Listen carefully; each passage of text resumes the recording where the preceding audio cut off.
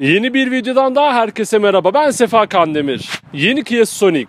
Kia'nın B-SUV segmenti için piyasaya çıkarıp kullananların oldukça sevdiği Stonic'in bilmeniz gereken tüm detaylarını ve 2022 özelliklerini en anlaşılır şekilde öğrenmeye başlayalım. Şunu da söylemeliyim ki yeni Kia Stonic'i düşük yakıt tüketimi, geniş iç hacmi ve pratik özellikleriyle gerçekten merak ediyorum. Videoya geçmeden önce bizi abone olmadan takip eden sevgili izleyicilerimize kanalımıza abone olup videoyu beğenip sevdikleriyle paylaştıkları için şimdiden teşekkür ediyorum.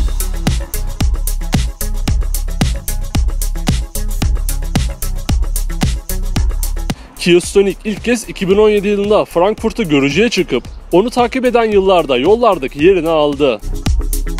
İsmini stylish ve ikonik kelimelerinin birleşiminden alan Stonic, B-SUV segmentinde kendi fan kitlesini yaratmayı kısa süre içinde başardı. Hyundai-Kia ortak çalışması, GB platformu üzerinde üretilen yeni Kia Stonic'e önden baktığımızda herkesin kabul edeceği oturaklı bir duruş görüyoruz. Donanım seviyesine göre LED olarak gelip benim gerçekten aşırı beğendiğim farların yanı sıra standart olarak ise mercek farlar yeni Kia Stonic'in ön tarafındaki duruşu belirliyor. Ortadaysa bu farlara saten siyah rengiyle yumuşak bir izlenim bırakan kapalı formda krom ön ızgara eşlik ediyor. Halihazırda yeni Kia modelleriyle arasındaki farklılıkları hissettiğimiz yeni Stonic'te alt tarafta büyük havalandırma çıkışlarına sahip tampon bulunuyor. SUV özelliklerinin vurgulandığı bu tamponun köşelerine sis farları konumlandırılmış. Tabi Stonic'in yeni olduğunun en net vurgulandığı detaysa marka logosu oluyor. Bu ufak gibi görünen logo detayı yeni Kia Stonic'in ön tarafını tamamen değiştirmiş. Yeni Kia Stonic'in gayet basit tasarım detaylarıyla donatılmış profil tasarımına gelin bir göz atalım. Yeni Kia Stonic'in profiline geçtiğimizde gayet sade, basit bir B-SUV'da ne göreceksek onu görüyoruz. Alt tarafta hangi donanımda olursa olsun aynı plastik rengiyle gelen teker üstü düdükler kapı altlarından uzanıp arka tampona kadar ilerliyor. Buna ek olarak şişkin ön ve arka çamurlukların arasında herhangi bir omuz çizgisi yer almıyor. Düz hatlara sahip profil tasarımında B-sütun ayrımının olmaması dikkat çekiyor. Bu hamle yeni Stonic'in B segment özelliklerini desteklemiş. Yeni Stonic'in yakıt tüketimine de doğrudan katkı sağlayan jantlarındaysa 185-65-15, 195-55-16 ya da 205-55-17 inç boyutlarında 3 farklı büyüklükte modeli seçebiliyorsunuz. Bence böyle bir otomobilde kesinlikle beyazdan farklı bir rengin seçilmesi gerekiyor. Bu renk seçeneklerinde ise 4'ü tek, 4'ü çift olmak üzere 8 farklı dış renk seçeneği beğeninize sunuluyor. Yeni Kia Stonic'in yakışıklı duruşuyla sizin de hoşunuza gidecek arka tarafını gelin hep birlikte inceleyelim. Yeni Stonic'in arka tarafına geldiğimizde en az profilde olduğu kadar basit bir tasarımla karşılaşıyoruz. Geniş çamurlukların olduğundan daha geniş gösterdiği arka tarafta ona oranla daha dar gelen arka cam spor bir görünüm kazandırmış. Buna ek olarak üst donanımlarda LED olarak gelip alt donanımda halojen ampullerle gelen stoplar yeni Stonic'in tüm karakterini etkiliyor. Kıvrımlı bagaj kapağının ortasında yeni Kia logosu yer alırken sol alt köşede model isim yazısına yer verilmiş. Plaka boşluğuysa tampon ve bagaj kapağının kesişim kümesine konulmuş. Alt tarafta bence en azından üst donanımlarda gövde rengiyle aynı gelebilecek plastik renkli tampon bulunuyor. Açık gri renkteki difüzörü ve sağ taraftaki gerçek egzoz çıkışıyla bu tampon tasarımı benden artı puan almayı başardı. Yeni Kia Stonic boyutlarıyla B-SUV segment rakiplerine göre iyi değerler sunuyor. Yeni Stonic 4140 mm uzunluğunda, 1760 mm genişliğinde ve 1500 mm yüksekliğinde boyutlar sunuyor. Dingil mesafesinde ise 2580 mm ile birçok rakibine göre iyi bir değere sahip. Haydi gelin yeni Kia Stonic'in Kia modellerinin tamamında çok sevdiğim iç mekanını hep birlikte inceleyelim.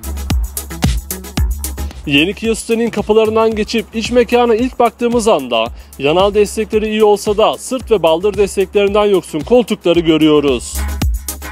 Bu koltuklara oturduğunuzda kendinizi rahat hissediyorsunuz, onu söyleyebilirim.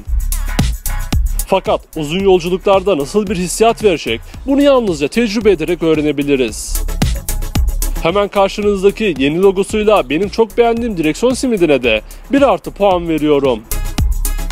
Ön ve arka tampondaki eklentilerle aynı renkteki parçasıyla bu şık direksiyon simidi üzerinden araçla ilgili birçok fonksiyonu yönetebiliyorsunuz. Bu direksiyon simidinin arkasındaki kırmızı beyaz renkleriyle bizim çok sevdiğimiz analog hız ve devir göstergesi gayet okunaklı ve anlaşılır.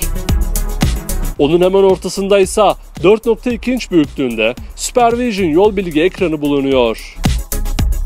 Renkli oluşu, grafikleri ve anlaşılabilirliğiyle bu ekrana da tam puan veriyorum. Konsolun ortasına doğru gelirken bizi havalandırma çıkışlarının tam arasına yerleştirilmiş 8 inç büyüklüğünde dokunmatik multimedya ekranı karşılıyor. Kalın çerçevesiyle biraz nostaljik hissettiren bu ekranın dokunmatik hassasiyeti ve kullanımı nispeten kolay. Alt tarafta ise giriş seviyesinde manuel olup diğer donanımlarda otomatik olan klima kontrol ünitesi bulunuyor. Segmentinin getirisi, tek bölgeli klimanın performansı gayet iyi. Onun hemen altında ise küçük eşya gözleriyle birlikte bir adet 12 volt soket girişiyle USB bağlantı noktası bulunuyor. Orta konsola indiğimizde ise cep telefonunuzu koyabileceğiniz bir alanla birlikte donanıma göre direksiyon, koltuk ısıtma ve mod seçim tuşları bulunuyor.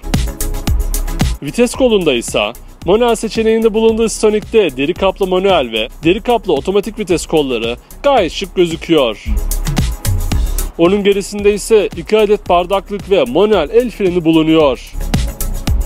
İçinde saklama alanı olan kol dayamayı görmekse beni bir hayli mutlu etti. Genelinde sert plastik kaplama malzemelerinin kullanıldığı kabin genel anlamıyla benden tam puan almayı başardı. Yeni Kia Sonic'in arka koltuklarına geçtiğimizde BSUV segmentinde oldukça başarılı bir hacim sunulduğunu görüyoruz. 975 mm baş, 850 mm diz mesafesiyle birçok modele oranla iyi bir değerin sunulduğu arka koltuklarda yanal ve baldır destekleri bulunmuyor. Genel anlamıyla ferro olan arka tarafta Isofix bağlantı noktaları bulunuyor. Buna ek olarak donanım seviyesine göre orta konsol üzerinde girişine yer verilmiş. Nispeten ufak şaft tüneli orta tarafta seyahat etmeyi daha da kolaylaştırıyor. Yeni Kia Sonic'in hafif bagaj kapağının altında koltuklar normal konumundayken 352 litre, koltukları yatırdığınızda ise 1155 litre hacim sunuluyor.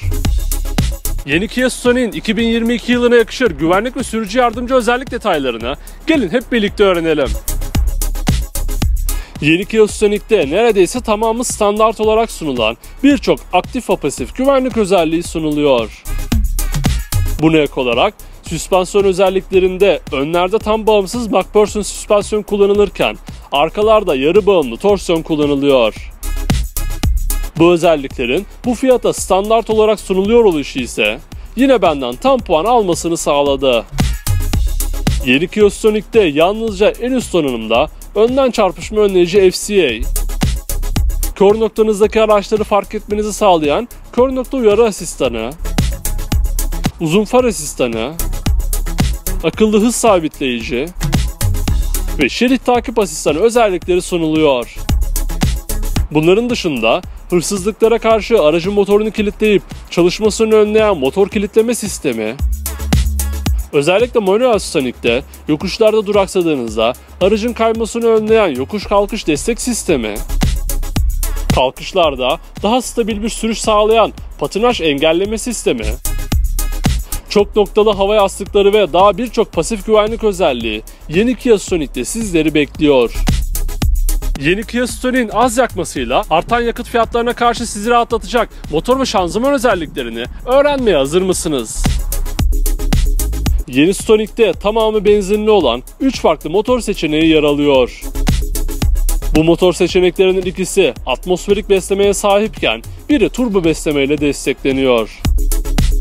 Atmosferik motorların ilk sırasında 1.2 DPI, 84 beygir güç, 118 Nm tork üreten motoru görüyoruz. Bu motorun ortalama yakıt tüketimi ise 5.4 litre. İkinci sıradaki atmosferik seçenekte ise 1.4 DPI, 100 beygir güç, 133 Nm tork üreten motor bulunuyor. Hacimce daha yüksek olan bu motorun ortalama yakıt tüketimi 6.9 litre olarak kayda geçmiş. Son sırada olup turbolu tek seçenek olan motorsa 1.0 TGDI, 100 beygir güç, 172 Nm tork üretiyor.